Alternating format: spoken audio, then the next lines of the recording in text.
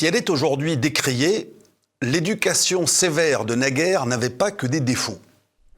Mais elle pouvait aussi braquer des fortes têtes et en faire des révoltés.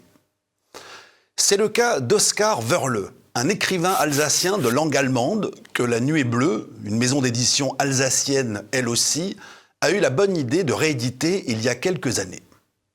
Aîné de 5 enfants, las des coups reçus de son père et de ses professeurs, l'adolescent quitte le foyer familial de Saint-Louis, à la frontière suisse, et le destin d'instituteur qui lui était réservé pour devenir vagabond.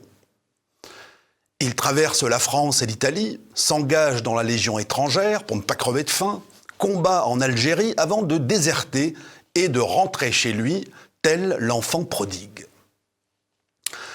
C'est cette aventure qu'il raconte dans Baldamus ou Le Diable trousse, son premier roman autobiographique publié en 1913. Le livre rencontre un énorme succès en Allemagne avant de sombrer dans l'oubli après la Seconde Guerre mondiale et d'être timidement réédité à Karlsruhe en 1992. Le XXe siècle a vu se multiplier en littérature les personnages dégarés, les déracinés ballottés par les événements.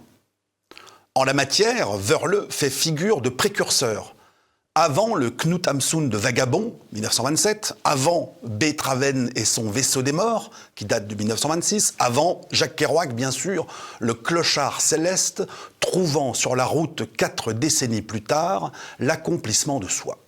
Et que dire du cousinage entre Baldamus, le narrateur de Wörle, et Bardamu, celui du Voyage au bout de la nuit de Céline? Il est pour le moins troublant, d'autant que Wörle possède lui aussi une langue truculente, faite d'oralité, d'argot et de parler populaire. Mais si Céline puisait dans le langage faubourien, Wörle, lui, fait son marché dans le dialecte alsacien du Sungau, cette langue de paysans concrète et imagée, parfois grossière, toujours vivante et drôle. Avec ses cheveux longs et son violon dont il joue en cheminant sur les routes, Baldamus a tout du Wanderer allemand de l'époque romantique. Celui qui dort à la belle étoile sur une meule de foin et compose des poèmes au petit matin. Sauf que chez lui, le réalisme a remplacé le romantisme. Et plutôt que de contempler les étoiles, son anti-héros se débat avec les poux et les puces attrapés dans les refuges pour clochards.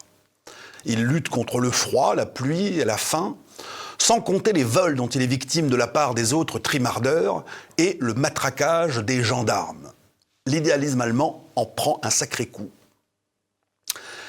Mais ce qui fâche le plus Baldamus, ce n'est pas d'être rossé par les autochtones lorsqu'il tente de voler une pomme, cela il le comprend, c'est la bureaucratie naissante, le royaume de la paperasserie et l'exigence qui lui est faite sans cesse de présenter ses papiers. Une contrainte qui ne choque plus personne aujourd'hui, mais qui à l'époque était encore capable d'insupporter un aristocrate de la cloche, digne héritier de la liberté médiévale.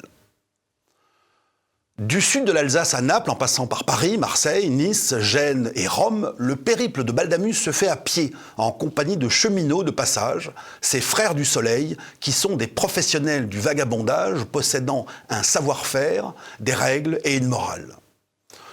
Cela nous vaut une savoureuse galerie de portraits qui font peu à peu surgir un monde mystérieux dont l'histoire et la littérature ont très peu parlé pour la simple raison qu'il n'a laissé aucune trace.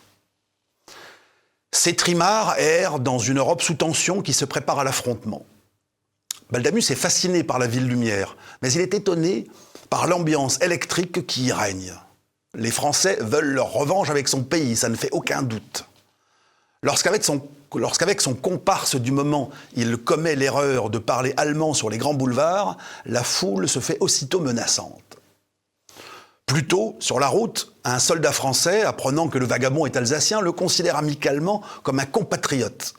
Et l'on réalise alors que le malaise du rattachement de l'Alsace à la France quelques années plus tard se trouve en germe dans ce roman. Car Baldamus et Wörle avec lui sont allemands de langue et de culture, complètement allemands.